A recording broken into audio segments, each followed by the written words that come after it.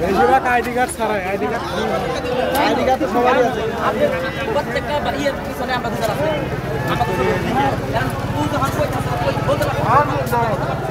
ফ্যাক্টরিতে পুরো আমাদের অবৈধ স্টাফ যারা আছে আমাদের সাথে খারাপ আচরণ করে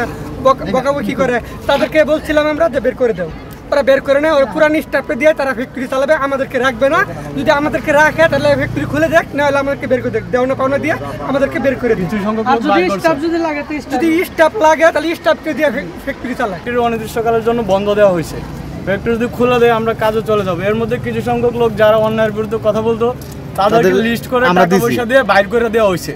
আমরা মাইনে নিছি যেহেতু টাকা পয়সা দিয়ে বাইর করে দেওয়া হয়েছে কারণ আমরাও অসহায়ভাবে ঘুরতেছি আমাদের একটা দাবি আছে আমাদের দাবি যে আমরা যে স্টাফের লিস্ট দিছি যে স্টাফগুলো বাইর করে দেওয়া হয়েছিল এগুলো যাতে আর ঢুকতে না পারে তাদের কারণে ফ্যাক্টরিতে এত ঝামেলা আন্দোলন সর্বপ্রথম আমাদের যেটা লাগে স্টাফদেরকে নিয়ে ঠিক আছে এরা সবসময় মানে আমাদের উপরে একটা অত্যাচার করতো